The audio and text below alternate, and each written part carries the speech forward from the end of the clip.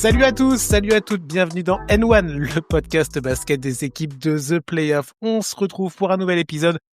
Et quel épisode? Le conseil de classe de ce début d'année 2026. Nous sommes le 5 janvier quand vous nous écoutez. Et donc, le moment de se retrouver pour aborder les bons élèves, les élèves moyens et les mauvais élèves du mois de décembre dernier. Pour m'accompagner, ils sont présents. Il fallait une team de choc pour attaquer ce premier podcast ce deuxième podcast de l'année, parce qu'on en a fait un, on va en parler dans quelques instants.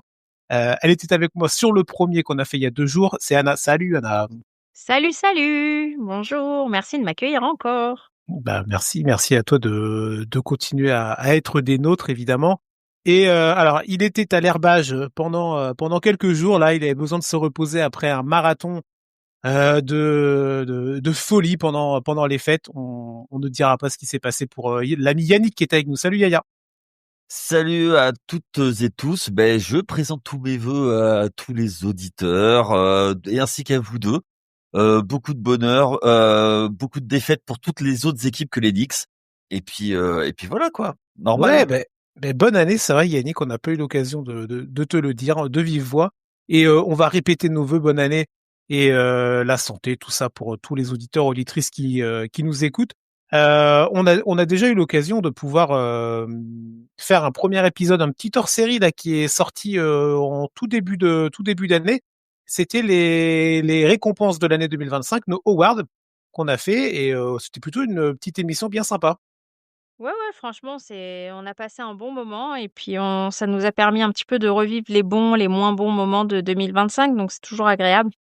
C'est la petite rétrospective. Exactement, donc vous retrouvez l'épisode juste en dessous sur votre plateforme de streaming de l'épisode que vous écoutez actuellement. Vous aurez le souvenir basket de l'année, vous aurez le joueur le plus clivant, ça on en a bien discuté, c'était sympa. L'équipe League Pass de l'année, celle sur laquelle on a cliqué. Pas sûr que Yannick il apprécie la mienne. L'équipe la moins sexy. Bon voilà, pas mal de petites catégories pour parler, donc comme tu l'as très bien dit, d'une rétrospective de l'année 2025. Donc on vous invite à aller écouter ça, évidemment.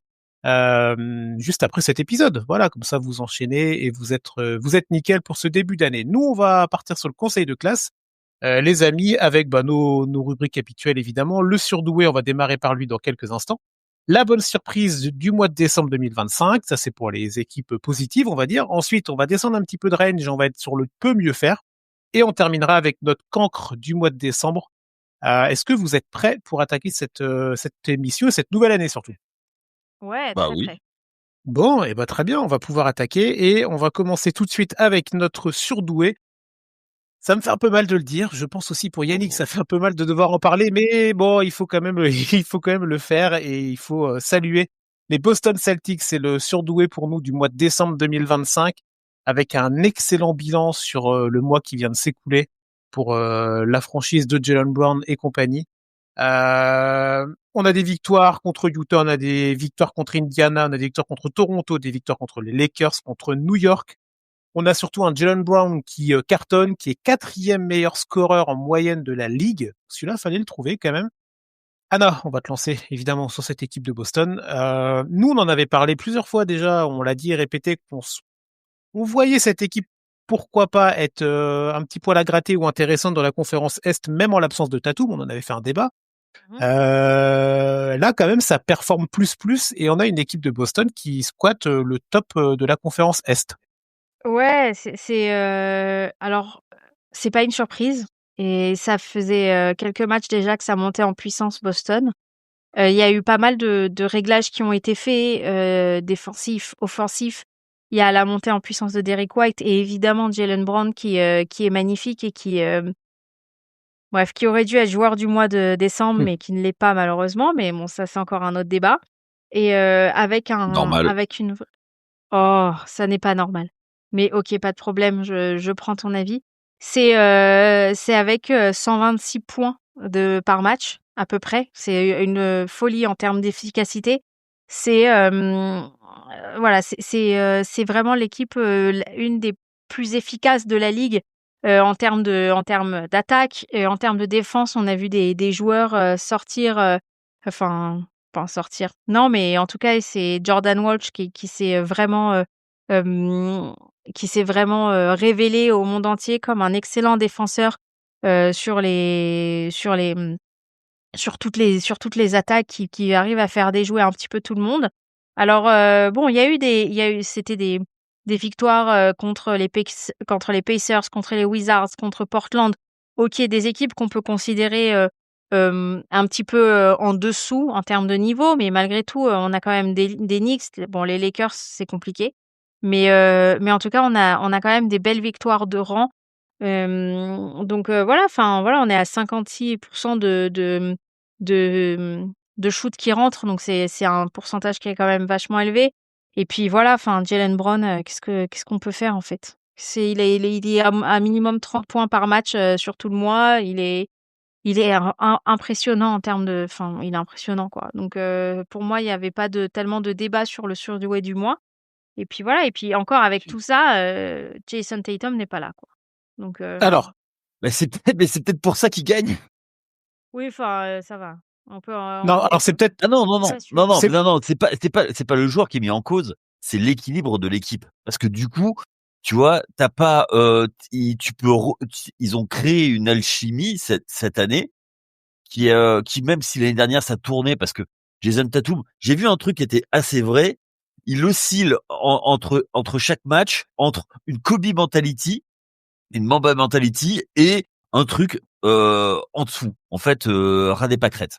Donc en fait, ça amène aujourd'hui, ça montre surtout l'absence de Jason Tatum, que c'est une équipe qui est extrêmement bien construite et que les individualités en tant que telles n'ont pas ou peu de place. Et c'est en ça où c'est peut-être pour ça que c'est important que Jason Tatum soit pas là et qu'il réussisse. C'est Mmh. extrêmement bien coaché. C'est Ah extrêmement oui. bien coaché. Ils savent exactement ce qu'ils doivent faire quand ils doivent faire. Et moi, je pense que pour le futur, ça va poser des questions plutôt pour Mmh. Boston et la construction de Non. l'équipe. Bah, Non, parce que sauf que, l'équipe, elle a toujours été construite sur le collectif et ça a toujours été répété, répété, répété, alors répété, répété et si c'est ce tu qui me a laisses été finir. reproché à Jason Tatum de pas avoir ce côté, très, personnel et de Non, pas c'est prendre pas, le truc de leader et de machin. Non, c'est hyper important ce que tu dis et je suis d'accord avec toi, dans le sens où le fait qu'il soit absent permet, en fait, à l'équipe de trouver un équilibre collectif qui le permet d'aller loin. Mais Jason Tatum, il est absent sur le terrain, mais il est présent partout. Partout ailleurs. Il est présent dans les entraînements. Il fait les shoot-arounds avec l'équipe. Il est sur tous les déplacements de l'équipe. Il est sur tous les matchs. C'est lui qui donne des conseils aux autres joueurs, surtout aux jeunes, enfin, à Luka Garza et à Hugo Gonzalez. Il est hyper présent auprès de l'équipe. Donc, oui et non. alors si tu me laisses finir, je vais Non. pouvoir développer mon propos. Le truc, c'est que en fait, tu te retrouves avec deux contrats super max qui vont Mmh. t'handicaper plus qu'autre chose. Et le truc, c'est que à un moment, il va falloir choisir un des deux parce que tu peux pas avoir deux joueurs à 60 millions et derrière avoir des joueurs de complément, même si c'est de la NBA, donc tu pourras toujours faire des choses. Mais je trouve que moi personnellement, Jalen Brown c'est un joueur différent, beaucoup plus puissant, qui cadre beaucoup plus et pour moi en fait ça va On n'a vraiment pas besoin de poser des Tatum. problèmes. Pardon? Non, on n'a pas besoin de Tatum, en fait. Si, t'as toujours besoin de bons joueurs, mais le problème c'est que tu vas être obligé de choisir. Avec les 6 billets qui y sont, tu as prolongé en supermax les 2. Et donc, du coup, tu te retrouves, un peu bloqué sur le futur. Ils sont pas tant bloqués que ça. Mais je vois très bien ce que tu veux dire. D'ailleurs, c'est pour ça qu'ils ont lâché beaucoup en cours de saison. Enfin, à la fin de la saison, pardon. Oui, mais La fin de la saison c'était des dernière. joueurs qui étaient en bout de course. C'était des Bah, joueurs en bout de course, oui et non. Enfin, en tout cas, bah, c'était des contrats qui excuse-moi. pesaient lourd quand même. Oui, mais c'était des joueurs qui ne pouvaient pas apporter autant que apportent des joueurs, que des jeunes, je veux dire. Excuse-moi, alors Ford, il est bien gentil, mais au bout d'un moment, c'est compliqué. Bah, Kristaps c'est surtout Porzingis, sur son utilisation aux Warriors qui est problématique. Quand il était oui, mais utilisé à Boston, tu peux pas me dire qu'en 2 mois, son niveau, il est autant baissé que ça. C'est pas possible. Non, mais sauf que par rapport à, enfin, il est de la draft 2008-2009, il est pas tout jeune. T'as besoin de régénérer l'effectif. C'est une question Pareil pour Jrue d'utilisation Holiday. de l'effectif. Ouais, mais D'ailleurs, au bout d'un moment, tu sais, quand t'as des joueurs, tu sais, il y a un truc qui s'appelle la limite d'âge. Et on le voit, tous les joueurs, au bout d'un moment, ouais, ils mais je trouve que déclinent. c'est oui, ça décline, bien sûr, évidemment, on le sait tous. Et Mais pour des role players, t'as pas besoin d'avoir des mecs comme ça. Tu peux en trouver moins cher et qui te font autre chose et justement qui te changent bah, l'équipe, regarde qui Luka te changent. Garza, Josh Minott. Bon, il joue moins maintenant, mais pendant le mois de décembre, ça jouait, quoi. Jordan Walsh, ça jouait. Après, enfin, une chose est sûre, c'est que Brown, il a pris l'équipe sur son dos, quoi. Il a dit: «OK, pas de Tatum, pas de problème, je suis là et j'y vais, et j'avance comme un cheval et je galope, quoi. Je Mm. galope et j'emmène tout le monde dans mon sérail». Donc donc c'est assez impressionnant, ça fait taire pas mal de bouches et puis en plus, j'adore parce qu'il accompagne ça par ses lives sur les réseaux sur, Twitch ou je sais pas où et du coup, ça me fait marrer parce qu'en fait, il annonce et après il délivre, si tu veux et je trouve ça génial, c'est génial, de le voir à ce niveau-là, de le voir s'épanouir et de voir fermer les bouches. Par contre, ce qui est vraiment dommage, c'est que, il ne soit pas, plus mis en avant par la ligue parce que finalement, Boston, ça reste une équipe, légendaire et heu Mais tu sais et on les pourquoi? voit pas assez. Mais tu sais pourquoi il est pas mis en avant? C'est simple. Il est caché par ton Tatum adoré Mais quel que tu Tatum? vénères. Il est pas là Tatum, arrêtez avec Mais non, l'obsession Non mais Tatum. alors, ah bah, non mais Mais alors, tu vois, non, vous non, dites, mais non, attends. attends, je te non, non, il parle y de a que 2 là secondes. maintenant, je te parle de là Ah, maintenant quand il est pas là, il porte l'équipe actuellement. Mais il a toujours Toi tu me parles porté. de mais non, c'est Il a pas toujours vrai, porté. Qui est c'est pas MVP des vrai. finales? Qui est MVP des finales? OK, Qui est MVP? OK, mais ce que Ah je veux mais te dire voilà. par là, c'est mais pourquoi on vous finissez toujours, tous les détracteurs de Boston, à comparer Tatum et Brown? Pourquoi aujourd'hui tu me parles de Tatum? Bah, Pourquoi tu me dis ça? Mais attends, mais Tatum, parce il que est pas sur le terrain, foutez-lui la paix, laissez le pourquoi tu me tu me dis parles de pourquoi il est pas Tatum mis en maintenant? avant par la Je te ligue. parle Ben de je te dis maintenant. pourquoi. Ben Mais non, mais maintenant. Mais non, mais parce que maintenant c'est un non. second couteau et pour dans la façon dont il est traité, ça a toujours été traité comme un second couteau. Mais Alors que pas c'est aujourd'hui, mais actuellement. Je te parle mais de la ligue, tu sais aujourd'hui, comment. mais on s'en Non fiche. mais attends, tu sors de d'où là? T'es un lapin de 6 semaines ou quoi? Mais non, tu sais comment ça fonctionne ce business quand même. Non, Mais on non, s'en non, pas toi, Anna, fout. pas toi, Aujourd'hui non, mais mais je veux attends, bien. Mais quand c'est un le mec qui enfant te qui vient sort de naître, 30 je matchs veux par bien. 30 points par match. Non, mets-le en avant, mets-le joueur du mois. Je comprends même pas qu'il Sauf le que soit pas. sauf que il a été dans la deuxième saison de Starting Five, qui s'arrête d'ailleurs, mais il a Mais été quel mis en rapport? avant. Mais parce que c'est la NBA Mais qui quel met en rapport avant ses avec le joueurs. fait mais oui, mais quel rapport avec le fait qu'il soit joueur du mois ou qu'il soit dans les Mais joueur highlights de du la mois, mais NBA? mais t'es obligé de mettre Jalen Brown joueur du mois. Il a gagné la Cup. T'es Pardon? obligé. Et Oh, t'as vu ce qu'il tu viens de fait? faire un petit lapsus là, hein. Tu viens de dire oui, que Oui, tu es oui, obligé de mettre Jalen Brown Bronson, en ouais. Jalen ah Bronson. ouais, Oui, dis on en donc, parlait. Mais arrête! ou peut-être OK. qu'il veut voir Mais Brown au bien sûr. Knicks, peut-être, C'est c'est ça, juste il y un a, truc. Ils étaient. Non mais sérieux, sérieux. Là, je veux bien. Et c'est quoi? Je suis expert en mauvaise foi, mais là tu me bats. Non, ce mois-ci, je suis désolé. Les Knicks, il y a une victoire d'écart. Et Jalen Brunson a tenu les Knicks. Il était à plus de 30 points lui aussi. Et en plus, il a gagné la Cup. Voilà, c'est tout. Mais C'est non, réglé. mais il y a surtout une défaite d'écart. Ils étaient à 8-4. Et alors? Tu te moques de moi? Bah, Boston 8-3. Il y a un meilleur, c'est meilleur. Désolée. Eh ben, tu sais quoi? Et puis, comme d'habitude, Boston, eh ben, ils sont avantagés par les arbitres et ça triche. Mais quel On sait. rapport? Ben Mais voilà. quel Ben oui, mais bien rapport? bon, sûr, On on le parle de sait. Jalen Brown. c'est Jalen incroyable. Brunson versus Jalen Brown. Je dis pas que Jalen Brunson ne mérite pas son joueur du mois. Qu'est-ce que j'en ai à faire de Jalen Brunson? Moi, je te dis que Jalen Brown, par ses, par ses performances, méritait de l'avoir. Point. Oui, Voilà. Et Alors, à chaque fois, non, c'est pareil. taisez-vous, on avance, ça fait 15 minutes, là, voilà. Stop. Vous dites, oui, pourquoi on parle de Tatum? Vous avez commencé votre discours en parlant de Tatum, tout de suite. Donc, on sait très bien, je rejoins juste et après on passera sur le côté équipe de Boston. Pour rejoindre Yannick, je suis d'accord sur le fait qu'on a toujours mis en lien ces deux joueurs-là et que Tatum a toujours été un peu plus mis en avant, que ce soit par la franchise ou que ce soit par la ligue en général. On soit d'accord ou non, c'est comme ça. C'est deux joueurs qui sont complètement différents. Je pense que tu vas pas me contredire sur le cas. Non, mais mais oui, non, mais on te parle de la globalité. Alors, et Mais pour moi, je revenir. parle de là, on parle Oui, de mais très bien. Calmez-vous, madame. Et c'est vers là que je voulais aller. Si je peux au moins placer une phrase en un quart d'heure, je vous remercie. C'est que du coup, on a toujours comparé les deux, on les a mis machin, est-ce qu'il faut qu'ils restent ensemble et tout. Là, on a l'absence d'un joueur depuis le début de la saison, ok, depuis même un petit peu avant, mais bon, c'était les playoffs. Et on a surtout une équipe de Boston qui la performe depuis donc on va dire le début de la saison, mais encore plus au mois de décembre avec un Jaylen Brown pardon qui est à il y a un seul match où il est à moins de 30 points. Tu vois, c'est le match contre Utah là où il est à 23, sinon il nous claque minimum 30 points par match et il va même monter à 42 contre les Knicks.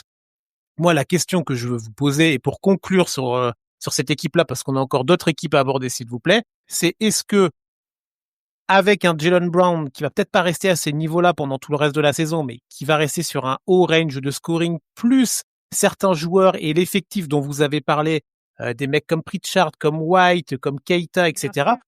Est-ce que cette équipe-là peut vraiment ambitionner un avantage du terrain en play-off? Oui, oui, et je le dis depuis le début de la saison, oui, grand oui. Tu remets Peyton Pritchard sur le banc, il te fait un apport en sortie de banc de folie, puisque de toute façon, c'est ça sa spécialité. Tu gardes Keita qui continue de progresser malgré tout. Tu remets Jordan Walsh. Tu fais tourner avec tes petits jeunes, Luka, Hugo, Josh Minot, etc. Tu les fais tourner. Et derrière, ton équipe, elle tourne parce que Derrick White et Jaylen Brown, ça fait marcher ton équipe. Et actuellement, je suis pas sûre qu'il y ait beaucoup d'équipes qui soient plus fortes que les Boston Celtics. Actuellement. Ne me parlez pas de Tatum, me parlez pas Plus personne t'en parle manière là. générale. Tu Non, fais mais un c'est pour blocage ça, là. parce que non, je fais Oui, pas de on le blocage. sait. C'est vous, depuis le début, vous me parlez de Tatum. Alors, ça suffit. Et voilà. Je vous le Bon. dis, j'annonce, c'est mon take. Boston aura l'avantage du terrain au playoff. Ouais, super. Au Hein, moins, il y a premier tour. une take en milieu de saison. Ouais, magnifique. Ça, c'est un Ouais, et Mais élément. je l'avais forcément, au dit premier déjà au tour, dans début de les 4 saison. Hein. premiers, Je l'ai dit déjà au début de saison qu'il pouvait arriver en finale de conf. Personne m'écoute. Bah, Vous en allez tout cas, voir. t'étais pas là sur le podcast pour le dire. Donc, on n'a pas de preuves. Comment ça, je n'étais pas là sur le podcast? Bah, Je sur vous les l'ai dit la podcasts qu'on a dernière non, fait fois, en la début dernière de non, fois sur les sur saison. previews, Celtic. t'étais pas Non, là. sur les Et previews, t'étais voilà. pas là. Et parce que madame fait, Ah, oui, les previews. moi, les matchs, la pré-saison, je fais pas le camp d'entraînement, je viens que pour la saison. Bon, Je Yaya, suis VIP, moi. est-ce que, ouais, est-ce que tu penses que Boston peut continuer à rester dans un top 4? Là, ils sont actuellement troisième, 22-12 au moment où on tourne. T'as Toronto, on va en parler dans quelques longues minutes, qui est pas très loin. Oui, T'as non, Philadelphie qui reste un petit peu dans le range, Cleveland un peu en dessous. Ça, mais non, c'est mais pas fou derrière, tu vois. ben c'est ça en fait. C'est il passe par avec l'absence de vraie compétition. Il y a effectivement, ils vont aller 3-4, 2-3-4. Ils vont être comme ça, ils vont réussir. Enfin, c'est parce que ça manque de d'adversité quand même à l'est et l'équipe est très bien coachée. Ils arrivent à avoir des role players qui savent exactement ce qu'ils doivent faire. Donc les stars, enfin la star est là et elle assure tous les soirs, tous Ouais, les c'est ça. soirs. En tout cas, sur Donc le mois de décembre, elle a plus qu'assuré même. Hein. Il y a 30, oui, tu l'as Moi, dit ça tout à l'heure. continue même sur le mois de mais janvier. ça c'est et Oui, c'est pas, oui. sauf que c'est pas nouveau. Hein. Mais non, Enfin, c'est Oui, pas mais nouveau. là, ça éclabousse encore. Alors, non, stop, on va pas recommencer. C'est encore plus vrai, là, sur le mois de décembre, et c'est pour ça qu'on a pris cette équipe-là comme équipe surdouée du mois. Un joueur a quasiment 32 points de moyenne sur un mois, on n'en a pas non plus tout le temps, même si on sait que la NBA, c'est une ligue avec énormément de scoreurs, de talents. Il fallait souligner ça.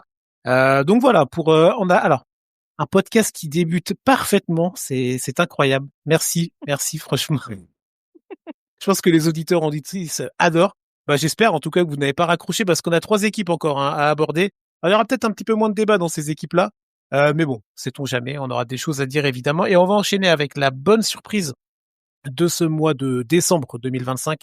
C'est les Los Angeles Clippers. Alors, pareil, on aurait eu du mal à le dire sur, on va dire les derniers mois les derniers mois de l'année 2025, pardon. Mais là, sur le mois de décembre, les Clippers, ça tourne plutôt pas mal autour d'un Kawhi Leonard qui est qu'on retrouve à un gros niveau. Je sais pas ce que vous en pensez. Bah Yannick, tiens, on va te lancer un petit peu sur les Clippers. On avait été les premiers nous à dire équipe un peu l'équipe de l'EHPAD, où est l'assurance vie, tout ça, comment ils vont faire. Il y avait les histoires autour de Kawhi Leonard et son histoire de contrat présumé fictif, tout ça. L'idée c'est pas d'en parler maintenant, mais il y avait une atmosphère un petit peu bizarre et un petit peu nauséabonde dans le début de saison des Clippers. Oui. Ça a pas été dingo. Et là, depuis le mois de décembre, c'est quand même beaucoup plus intéressant ce qu'ils proposent. Bah, c'est surtout depuis la mi-décembre, ils ont commencé à faire un run et on sait que l'avantage en NBA, c'est que dès que tu fais un run et surtout dans la conférence Ouest, tu peux revenir. Les Clippers, ils sont 6 victoires, 6 défaites. C'est quand même, enfin sur le mois. Certes, c'est pas extraordinaire, mais surtout c'est 6 victoires d'affilée.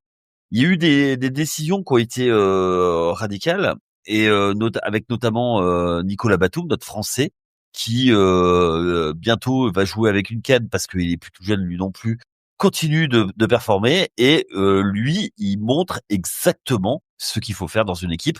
D'ailleurs, si on a des jeunes dans nos auditeurs qui jouent au basket, regardez ce qu'il fait sur un terrain parce qu'il fait tout. Alors, ok, c'est pas flashy au scoring et machin, mais il fait tout pour faire gagner son équipe. Et bizarrement, quand il a du temps de jeu, son équipe monte et il a des ratings qui sont excellents. Et voilà. Et donc, ce gars, il fait tout pour mettre tous les autres, tous les joueurs. Et faut pas se leurrer. Si quand il a été coupé par Philadelphie, il est retourné à Los Angeles, c'est parce il a été appelé notamment par Kawhi et que toutes les grandes stars le veulent et veulent jouer avec lui. Il met en avant les joueurs et tout ça. Donc ça, moi, c'est surtout là-dessus que je voulais le mettre en avant. Et c'est le free and D ultime quoi. Donc voilà. Après, on voit surtout que cette équipe, elle ne vit et meurt que par Kawhi. À côté, même James Harden qui a été MVP de la ligue, ben c'est un gars, c'est le numéro 2 de cette équipe. Quand Kawhi va, tout va. Et en fait, c'est le problème. On connaît les problèmes de santé depuis qu'il est arrivé à Los Angeles. C'était déjà le cas à San Antonio. Ça avait été, la communication a été un peu bizarre. Du coup, il avait envoyé parce qu'il y avait des histoires dans le vestiaire à Toronto. Il va gagner à Toronto. Il avait pas envie d'y aller, mais il a quand même été gagner son titre. Il devait revenir, il devait faire quelque chose. Il devait faire gagner un titre aux Clippers, passer un step. Ça n'a pas été le cas. Pourquoi? Beaucoup de blessures. On sait que c'est un joueur qui est très fragile, mais quand il est là, quel joueur! Ouais. Donc Oh, en fait, c'est pour moi, c'est quasiment ça va devenir un des Kawhi aux Clippers, ça va être un des gros what if de l'histoire de la NBA. Bon, Qu'est-ce que ça aurait été? c'est déjà Yannick quand même. C'est Et, déjà depuis qu'il est arrivé, tu as refait tout son CV. Depuis qu'il est arrivé aux Clippers, c'est que du what if en fait Kawhi Leonard et cette franchise-là. oui, Avec donc l'un dans l'autre, là en fait moi ce vers quoi je veux vous emmener, c'est on voit les stats qu'il a fait. Il a fait un co-record de franchise à 55 points, co-record que James Harden avait fait quelques semaines avant. Donc c'est pour vous dire quand même que bon la franchise des Clippers historiquement voilà, mais euh, Kawhi Leonard, il est donc les 55 points, il fait des matchs à 40, des matchs à 30, etc.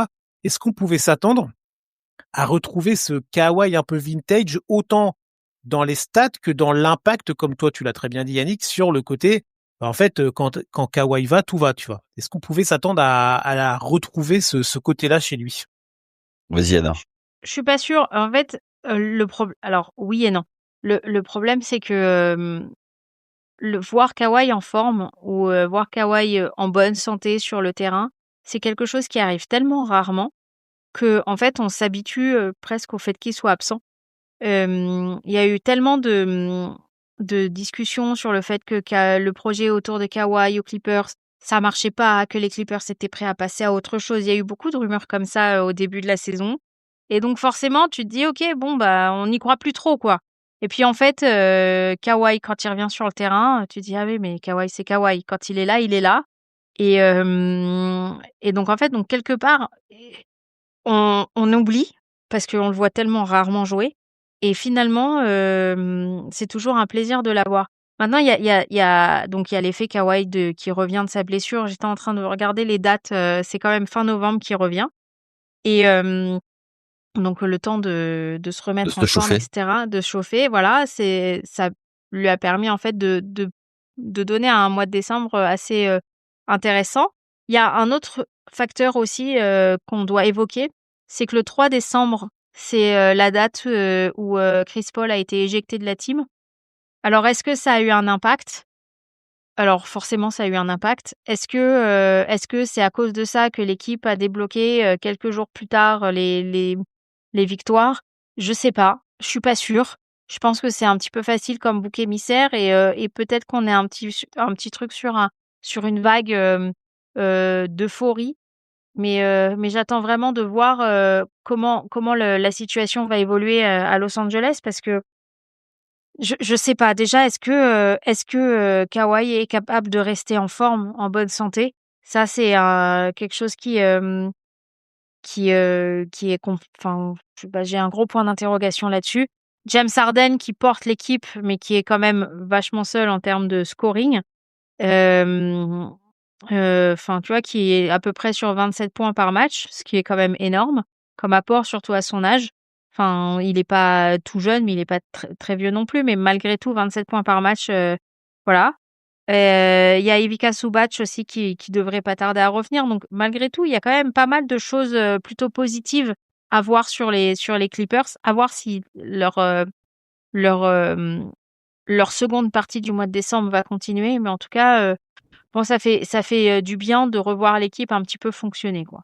Est-ce que, ça va Ouais. durer? Je sais pas. Alors, et c'est vrai. Est-ce que ça va durer? C'est un peu ça parce que on a quand même, on le disait tout à l'heure, on a une équipe qui est quand même assez vieillissante, qui est quand même, Mmh. qui joue sur un fil, tu vois. Il suffit que Kawhi se répète, qu'il soit pas là pendant, je sais pas, 10 jours, 2 semaines, C'est ça. ou Harden, ou là il y avait Zubac, ou qui tu veux, machin. Eh ben ça peut très vite retomber. Et là, je regarde le classement pendant que vous discutiez. Là, les Clippers, au moment où on tourne, alors pardon, ils ont fait leur run, mais ils sont tellement mal démarrés aussi que là, ils rattrapent un petit peu leur retard, mais ils sont à 12-22, ils sont 12e dans la conférence Ouest. Est-ce que ça peut quand même espérer aller gratter un play-in? Alors, je te parle même pas Play-in, ouais. davantage du terrain au play-in, tu vois, mais t'as quoi? T'as les Mavericks tout devant, t'as Portland et Memphis. C'est pareil, c'est pas des foudres de guerre non plus. Et en fait, c'est des équipes, tu sais pas trop comment, sur quel pied danser avec ce genre d'équipe-là. Donc, les Clippers ont leur coup à faire, mais ça m'étonnerait pas que cette équipe-là arrive à aller gratter un play-in, mais ça m'étonnerait pas non plus qu'elle retombe dans les travers du début de saison, tu vois. Mmh. Oui, oui, c'est Bah, sûr. c'est une pièce en l'air, hein, Ouais, c'est ça. Ouais. Ouais, c'est ça, une pièce. Ouais, il y a un côté et pièce en en f l'air, ouais. et en fait, le truc, c'est que, tu vois, hem, ils sont tellement dépendants, de leurs joueurs. Après,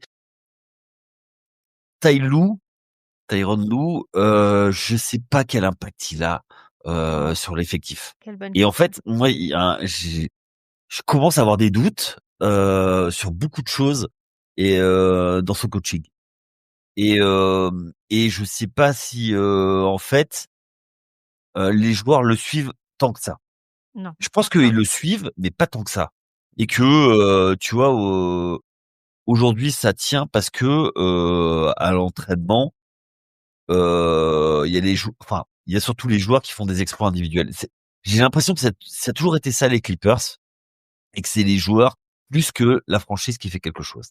Et en termes de coaching, moi il y a vraiment un truc, heu, Après, je pense que c'est un très bon tacticien pour changer sur une série, mais en saison régulière, il y a toujours des doutes. Bah, j'ai Ok. pas Bon, l'impression qu'il était vraiment très écouté par le banc. Je sais pas, il y a eu plein de vidéos qui sont sorties. Alors bon, évidemment, c'est des montages et c'est très facile d'éditer les vidéos aujourd'hui, mais j'avais la sensation vraiment que l'équipe, enfin, que ça écoutait pas tellement. Peut-être qu'une impression, je sais pas, mais Ouais, mais enfin, s'ils c'est sont pas pas ça. d'accord avec ce qu'il met en place, tu vois, et qu'ils continuent Bah oui. toujours, pour moi, c'est un vrai souci parce que si tu veux, quand t'as un joueur qui est tellement différent comme Kawhi, si tu prévois des systèmes avec Kawhi, parce que lui, c'est un des rares joueurs en NBA où tu peux lui faire de l'ISO avec du shoot, du mid-range, parce que c'est là, c'est son fond de commerce le mid-range. Donc Ouais. derrière. Ben les autres, ils font que du free and D quasiment, et c'est en ça que Batum est hyper complémentaire, c'est que c'est un vrai free and D qui est à l'angle zéro, qui va shooter à l'angle zéro, et puis qui va qui va couper dans la raquette. Mais en fait, ça, tu vois, C'est je suis sûr. pas sûr que les autres joueurs soient capables de pouvoir faire ça. Avec un créateur, qui est James Harden qui va squatter la balle et qui va faire 50 dribbles entre les jambes, qui va attendre Zubac ou Brook Lopez, parce qu'on n'a pas parlé de Brook Ah Lopez, oui, mais il a Brook fait un Lopez, match exact. à 9 sur 9 à shoot à 3 points, qui a permis de relancer le dynamique, tu vois, c'est avec des vieux grognards comme ça. Mais c'est compliqué, quoi, tu vois, cette équipe. Ouais. Bon, on voulait en parler parce que voilà, il y avait comme vous l'avez dit une bonne partie du mois de décembre pour cette équipe-là qui était tellement partie de loin qu'il fallait quand même souligner le beau travail sur ce mois de décembre pour cette équipe des Clippers.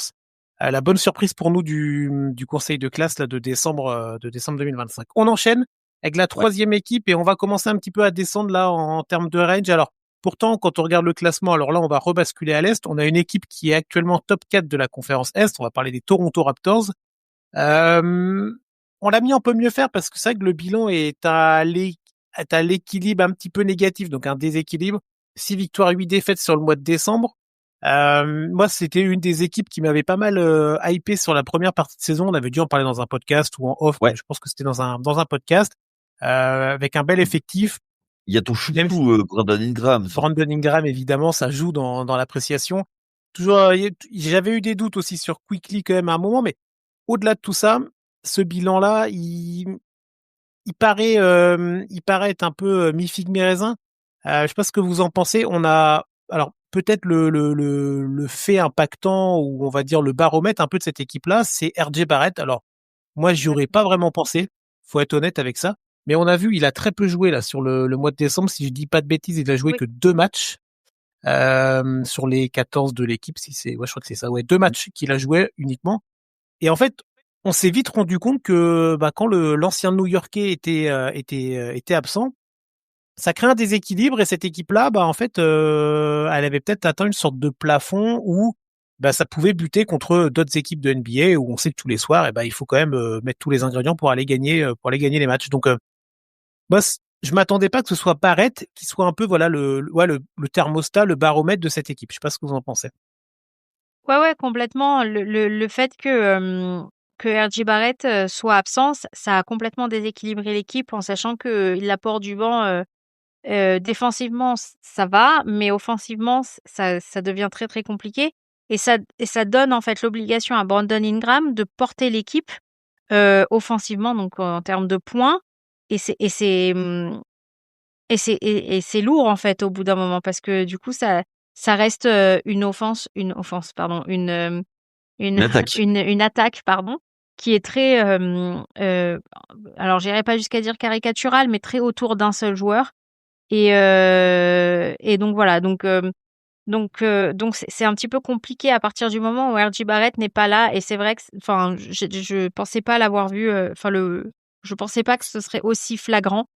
Hem, D'ailleurs, enfin bref, donc c'était quand même vachement mieux à partir du moment où il est revenu. Après en effet, c'était que 2 matchs, mais en fait, ça connecte bien, ça matche bien avec Ingram et Barnes. Et donc voilà, mais aussi il y a un autre facteur, c'est que, heu, c'est Scotty Barnes, enfin il est extraordinaire ce joueur-là. C'est alors, Ou pas. f quoi? qu'est-ce qu'il a, Yaya? Il est pas d'accord avec moi. Mais je suis Ah pas loin non, d'être mais d'accord. Je suis pas loin d'être d'accord avec Gaïa. Je te laisse la main, mais je suis assez déçu. Tu vois, c'est un mec qui pourrait Moi, viser ouais, tellement plus haut. mais mais oui, ouais, de mais en ouf. fait, moi, oui, je suis d'accord, mais j'aime beaucoup. J'ai un coup de cœur pour ce joueur. Je trouve qu'il joue intelligemment. Et Alors, alors attends, je t'arrête tout de suite. Hein. J'ai déjà eu des coups de cœur pour des filles qui étaient super jolies, mais en fait, tu vois, tu les écoutais, c'était fini. Hein. Donc non, les coups de cœur, ça marche pas. Faut vraiment, Mais non, mais je te jure, non, on peut pas dire ça. Mais oui, il y a des joueurs qui sont magnifiques. Moi, il y a des joueurs que j'ai adorés, mais qui valaient pas un pichet de cidre, tu vois. Donc non, vas-y, continue. non, mais super. Là, en attendant, il te sort quand même des triples-doubles sur le mois de décembre. C'est honnête, quoi. Alors oui, il pourrait faire beaucoup mieux et tout ce que tu veux, mais je trouve que ce qu'il apporte à l'équipe, c'est rafraîchissant et en même temps, enfin, en fait, c'est des 2 parties du terrain et j'aime beaucoup le voir, participer à l'effort défensif mais aussi être aussi intelligent en termes d'attaque. Alors il est sur une vingtaine de points, l'apport et c'est 20 points, bon, c'est pas non plus, la folie, mais malgré tout, ça reste très stable et ça reste une valeur sûre pour Toronto, surtout quand tu as un RJ Barrett, qui est absent. Voilà, ça reste très, très important. Non, bah alors je vais rebondir et c'est parfait avec ce que moi je pensais quand sur Scotty Barnes.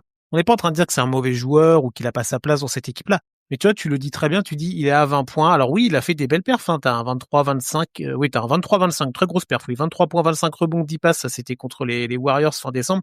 Bon, t'as des belles stats. Ouais. Mais il y a un côté, comme tu dis, tout le temps à 20 points, 20 points, 20 points. Ok. Mais en fait, si tu si t'es à 20 points dans une équipe qui est là, quatrième à l'Est, mais qu'est-ce que tu vas ambitionner, en fait? C'est pour ça que moi, je suis un petit peu déçu. C'est-à-dire que j'adore le joueur, mais c'est parce que j'aime beaucoup le joueur et j'ai beaucoup aimé ce qu'il a montré quand il était aussi un petit peu plus jeune. Il est pas vieux, tu vois. Oui, il est jeune. Je voyais un plafond plus élevé. Je te dis pas qu'il l'a atteint, mais je trouve qu'il y a un côté, tu vois, tout à l'heure, on parlait de Jaylen Brown qui a plus de 30 points. C'est des cas différents, mais c'est un mec qui, Bah, c'est pas le même il a âge. pas il a pas explosé Jaylen Brown cette saison, mais tu vois, je me dis Scotty Barnes, tu vois, il pourrait être plus haut en termes de scoring, il pourrait être plus haut en termes de leadership dans l'équipe, et du coup, Toronto, on pourrait peut-être l'avoir comme une autre équipe que cette équipe-là qui, comme on disait Gaïa tout à l'heure, en fait, avec Boston, c'est-à-dire comme l'adversité à l'Est derrière est pas folle, et ben en fait, t'as une équipe de Toronto qui, malgré un bilan au mois de décembre qui est pas dingue, arrive à rester top 4, tu vois. Et moi, je me dis qu'avec un Scotty Barnes qui pourrait peut-être passer un cran, voire 2 crans au-dessus, et bah tu te dis ah merde putain alors attends t'as une équipe quand même avec Brandon Ingram, avec Scotty Barnes, avec RJ Barrett, avec des mecs, des role players qui peuvent apporter bon un banc tu l'as dit qui est un petit peu faiblard de temps en temps sur le scoring, mais t'as quand même et un bon coaching, t'as quelque chose à faire. Là je trouve que en fait il faut que Barnes passe ce palier pour que Toronto devienne vraiment pour moi une équipe où tu dis ah merde elle va être relou à jouer en playoff tu vois. Ouais, et Ouais, puis j'entends. il y a juste une chose, c'est qu'en fait, ce qu'ils ont besoin, c'est d'un joueur, justement, un Scotty Barnes, il devrait être ça, qui te fait monter ton plancher, parce que Ouais, bah, il y c'est a ça. tu vois, il y a des défaites, c'est pas que ça fait tâche, c'est au-delà. T'as pas le droit. En fait, quand t'es aussi haut, tu dois, et avec le quatuor offensif que tu as, Ingram, Barnes, Barrett, Quickly, tu peux pas te permettre de perdre contre les Ouais, Nets, quoi. la vie, Les Wizards. c'est très moche. Hein. 81 points marqués contre Brooklyn, hein. C'était très très moche. Ah ouais. Et attends, et les Hornets, Bah, tu tu perds perds Charlotte aussi. quoi? Ouais, tu perds Charles dans le même mois, tu perds Washington, Brooklyn et Charlotte, quoi. Non mais c'est compliqué de pas les mettre dans ailleurs, quoi, tu vois. Et c'est une Oui, non, équipe mais c'est évident. qui a un potentiel. Alors après, tu vois, il manque d'un vrai grand pour faire passer un step en termes d'effectifs, Hmm.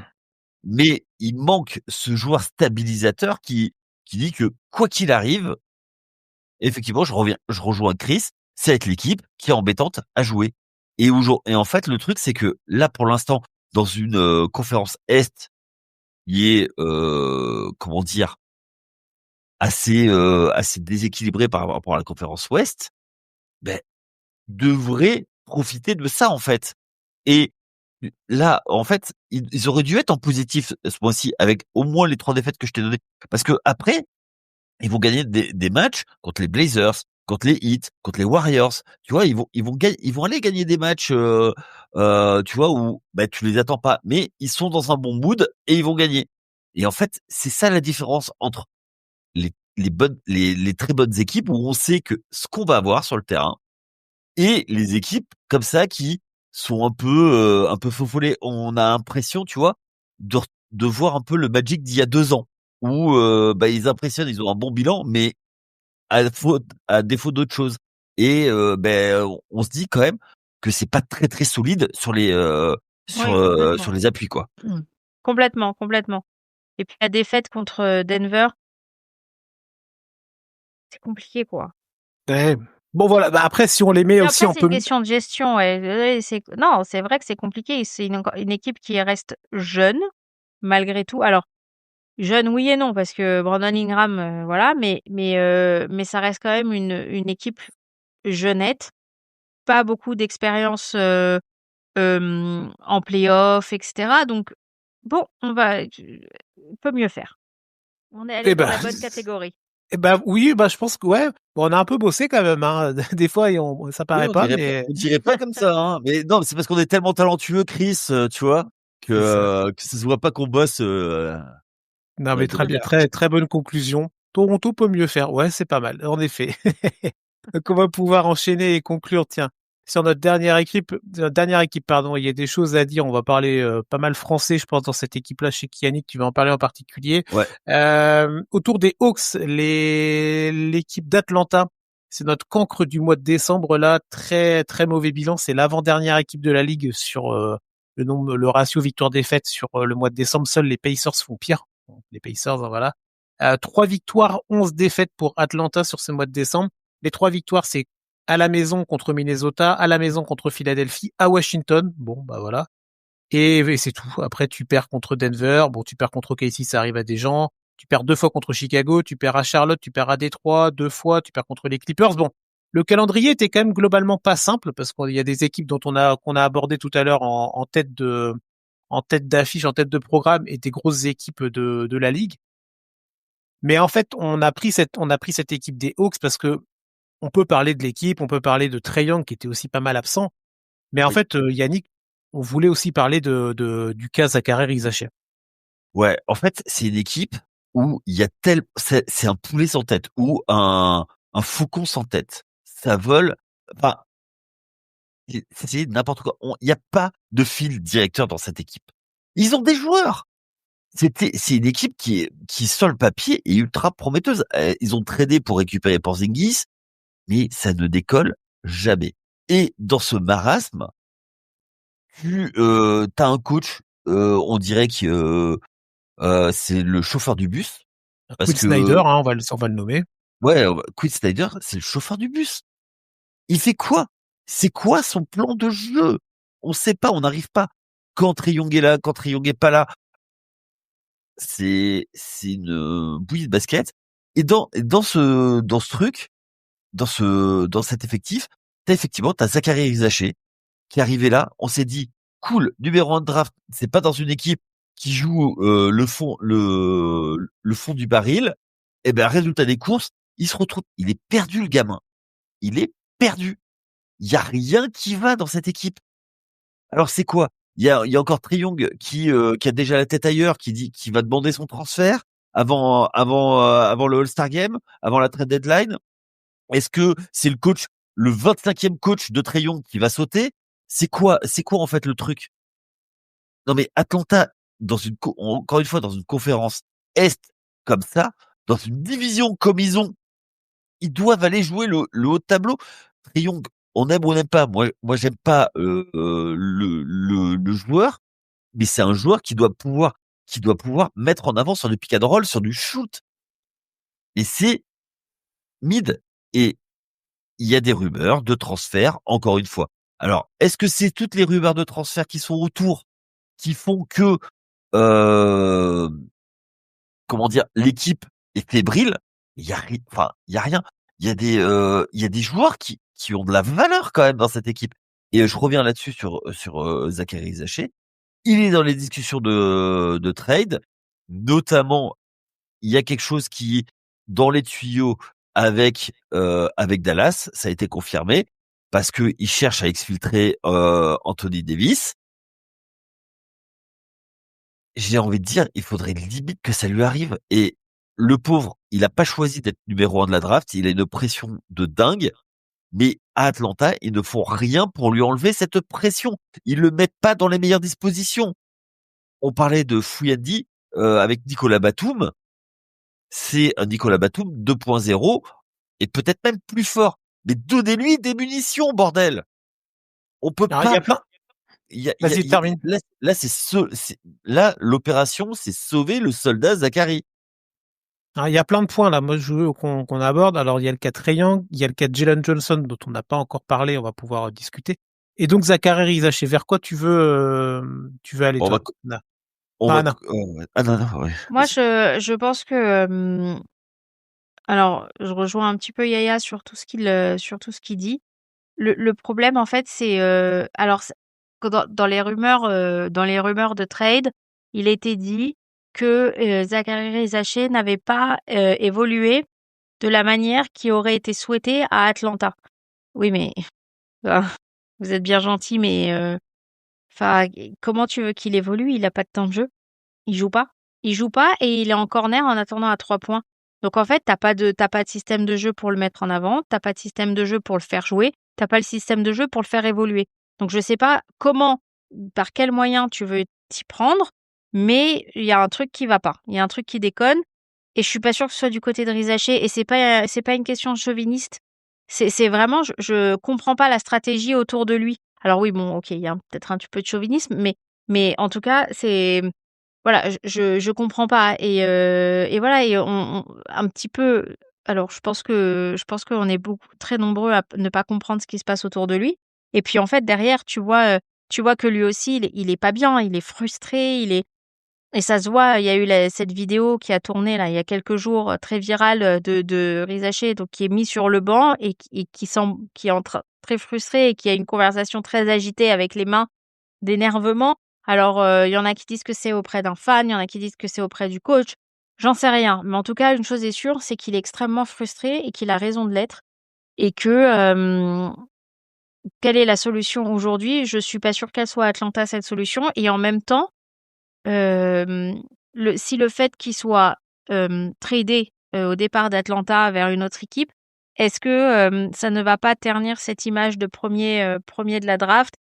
Alors avec toutes les limites que cette image peut avoir, mais en tout cas, est-ce que ça ne va pas ternir son côté, sa «réputation» entre guillemets, basketteur? Parce qu'être drafté aussi tôt dans sa carrière quand on est numéro 1, c'est jamais très bon signe. Donc je suis pas sûre, enfin j'ai un peu de mal à comprendre en fait quelle est la stratégie derrière lui et quelle serait la meilleure solution. Si ce n'est de le faire jouer plus quoi et de lui donner plus d'opportunités, Après, de il systèmes joue autour quand de lui. même, hein. Il a Il 24 joue 20 minutes de minutes. temps de jeu, tu vois. Il est pas à 12 minutes en sortie de banc. Il a du Oui, temps, mais tu vois, mais il est mis dans le corner, comme ah mais oui, Indiana. non mais Et en oui fait, parce lui, ce qu'il doit faire, c'est défendre. En fait, ses points, c'est des contre-attaques parce qu'il se projette super vite vers l'avant. que Mais enfin, de toute non mais façon, sur la façon dont il est joué, je vous rejoins. C'est juste que sur le temps de jeu, pour préciser, il est quand même voilà, il a quand même un certain temps de jeu.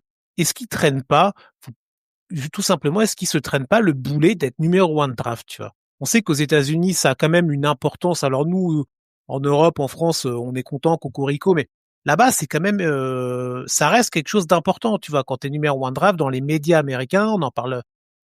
Tu es tout de suite plus exposé, même si c'était pas la draft du siècle, on peut se l'avouer, mais est-ce qu'en fait, c'est pas ça le principal problème pour Zachary Zaché, tu vois? C'est qu'en fait, bah, il a pas choisi, tu vois? Il est drafté numéro 1 et donc du coup, les attentes sont plus élevées que s'il avait été drafté ne serait-ce que 4 ou 5e. Et du coup, bah, il y a peut-être aussi, je sais pas ce que vous en pensez, tu l'as dit, on n'est pas cocorico, on l'est un peu, mais sans, l'idée, c'est pas non plus de tout mettre sur la faute des autres. Est-ce qu'il manque pas un peu de mordant? Tu non, vois, moi, un peu de bad guy et de dire, bah non, mais attendez, les gars, moi, je veux pas rester dans mon corner, je veux montrer mon potentiel, et bah, en fait, pas. Tape un Tu peu peux du pas. mais si Yannick, tu Non, peux. non, Il non, y a je un suis côté désolé. trop gentil Ah garçon, ah sans oui, et c'est mais oui, mais il y a un côté trop gentil ça garçon en NBA. Vas-y. ça tu peux je suis désolé, mais tu peux le faire, mais là aujourd'hui, à Atlanta, il est quelle option? On lui donne quelle option? Lui, OK, je suis d'accord qu'il faut qu'il apprenne, mais tu crois vraiment que avec un Trae Young qui lâche pas la balle? C'est Non, mais Trae possible? Young, il était pas là au mois de décembre, Yannick. Il a joué 5 matchs, Trae Young. Donc, tu vois, on peut Oui, pas, mais toi, moi, je suis le premier à taper sur Trae Young parce que j'apprécie pas le joueur, tu vois. Mais là, on peut pas dire que c'est de la faute de Trae Young. Il était pas là. Donc, tu vois, c'est oui, pas, mais c'est en fait, si tu veux, pour moi, le vrai problème, il est beaucoup plus complexe que ça. Ça veut dire qu'ils ont pris un joueur, mais ils savaient pas pourquoi. Parce que c'était le talent, ouais, peut-être. mais voilà. Mais sauf qu'il il est arrivé sur un truc, c'est bancal avec enfin, coach Snyder. Je veux bien, il a fait du bon taf à Utah, mais gars, c'est compliqué quoi, tu vois. À Atlanta, on dirait que il s'est pas imposé, il s'est passé joueur, il arrive pas à avoir un effectif comme il veut, enfin, c'est compliqué quoi, tu vois. Normalement, il doit faire des collègues, il doit faire des collègues cette équipe. Et et en fait, je pense que Zachary Rizaché, c'est pas un joueur d'équipe mauvaise et d'équipe qui joue en isolation, qui joue tout seul. C'est une équipe, et c'est un joueur de très bonne équipe. C'est un joueur qui va mettre du liant. Tu le mets dans une équipe qui sait jouer au basket. Eh ben, je suis désolé, mais je pense que le gars, il glow up. Même si ses stats elles baissent, il va faire tous les trucs qui font du bien à une équipe. Mhm. Tu vois? Et et avec un côté scoring qui peut être là parce que peut-être que ça va être celui qui va défendre sur lui, ça va être le cinquième défenseur. Et là, il va pouvoir punir n'importe qui. Et il a tout ce gamin, mais il a pas l'équipe pour. On parle souvent des joueurs qui sont tombés au mauvais endroit au mauvais moment, et lui, c'est typiquement ce cas.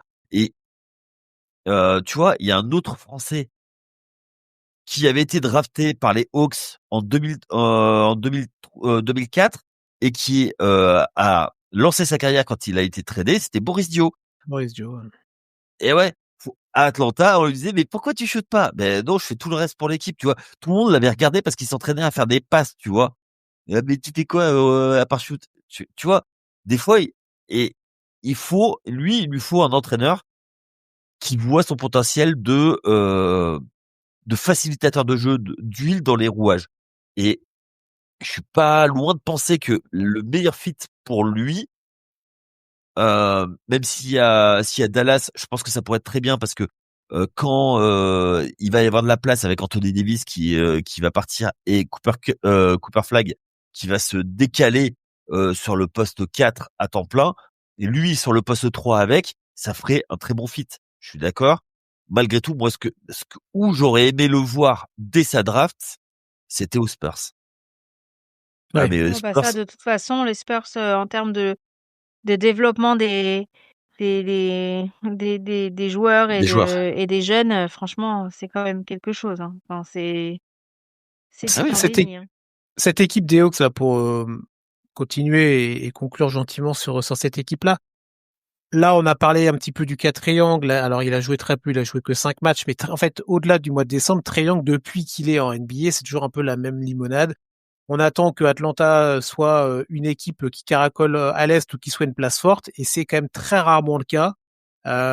Encore une fois cette saison. Alors là, il est pas là, mais plus globalement, est-ce que il faut au bout d'un moment vraiment mettre un trait sur Sur cette cette équipe. histoire entre Atlanta et Trae Young, sachant que, et c'est aussi, on peut en discuter, que tu as depuis le début de saison un joueur en Jalen Johnson qui montre de très belles choses, un très gros potentiel, et tu peux peut-être te dire qu'en fait l'avenir des Hawks, si avenir il doit y avoir, ne passera pas par Trae Young, mais passera peut-être par Jalen Johnson. Alors peut-être que certains diront que c'est trop tôt, et je peux l'entendre, mais là on a quand même quelqu'un qui a montré de très belles choses, et à côté de ça, on a un joueur qui est là depuis des années, comme tu l'as dit Yaya, qui a essuyé beaucoup de coachs, et qui a pas montré grand-chose en fait depuis qu'il est arrivé. Donc est-ce qu'il faut pas un petit peu passer le coup de balai? Peut-être que Rizaché doit faire partie du coup de balai, j'en sais rien. Mais trouver une autre solution parce que on en a, bah, moi, je m'en fiche de cette équipe-là, mais je pense que les fans des Hawks en ont marre de voir leur franchise végéter dans les places, là, 7, 8, 9, de la conférence Est. Bah, en fait, le problème de Trae Young, c'est que ses qualités, qui sont le shoot, la vision du jeu, sont gâchées parce que c'est un plot. C'est un plot en défense. Et que t'arriveras pas à faire quelque chose. Alors oui, il a des coups d'éclat, mais c'est des coups d'éclat. Donc euh, je pense. Et puis surtout, je reste persuadé que c'est pas un numéro un. C'est pas une option numéro un dans une équipe. Et il faut qu'ils se le mettent en tête. Et s'il vient sur un poste, s'il reste sur un poste de meneur, un peu scoreur, ben peut-être une option 3 dans une équipe, plus qu'une option 2, une option 3. Parce que si tu veux être un vrai contender avec lui, ben faut qu'il fasse autre chose et que effectivement il fasse plus jouer les autres.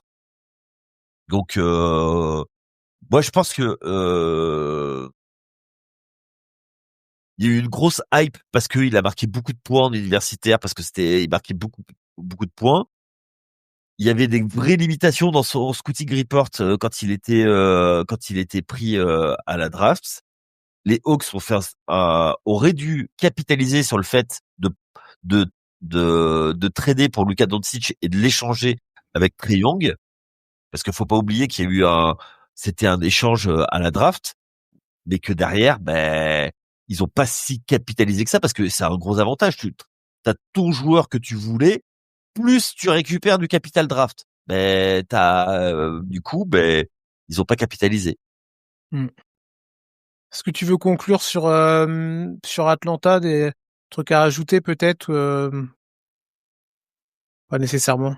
Bon, c'est voilà l'équipe un peu cancre là qui nous a vraiment fait un mois horrible.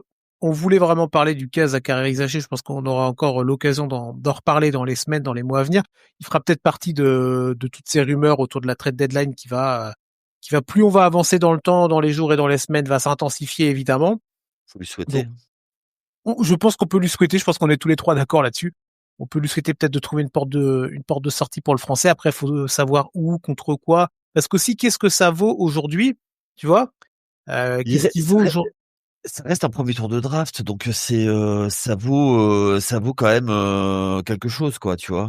C'est pas, il a toujours une cote, quoi, tu vois. Moi, je reste persuadé qu'il a une grosse cote. Mmh. À une grosse cote. Moi, je suis un peu plus dubitatif. Parce que je pense vraiment qu'il traîne comme un boulet ce titre-là, tu vois. Mais bon. Non, mais Faut pas... c'est pas Anthony Bennett, c'est pas Kwame Brown. Ouais, ben d'accord, tu as vu sur quel pied tu le mets là?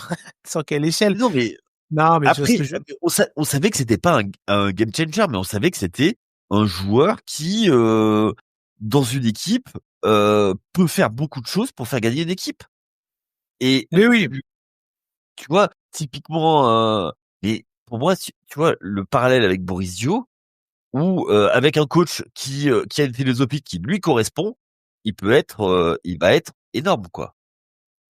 ouais. Non, mais il y a du vrai potentiel avec Zach et on espère surtout qu'il va Il a que pouvoir, 20 ans. oui, voilà, bah oui, évidemment, et qu'il va pouvoir s'éclater en NBA et suivre et tracer sa voie. Et alors, si c'est Atlanta, tant mieux pour lui, ou ailleurs, ça c'est l'avenir qui nous le dira. Voilà pour les 4 équipes de ce conseil de classe du mois de décembre 2025 là qui s'achève.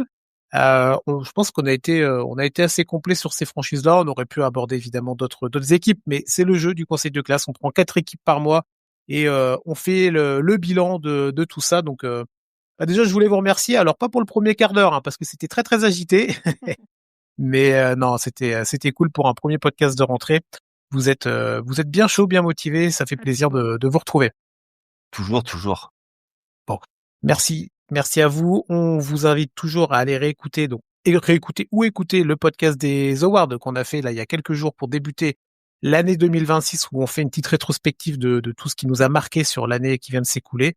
On se retrouvera la semaine prochaine pour un nouveau podcast. Vous aurez la chronique d'Eliott, évidemment. Alors, Eliott qui était à New York la dernière fois, qui nous avait fait une interview depuis Los Angeles. Donc, on verra où sera Eliott dans une semaine. Il sera peut-être de retour à Indianapolis ou ailleurs, qui sais-je.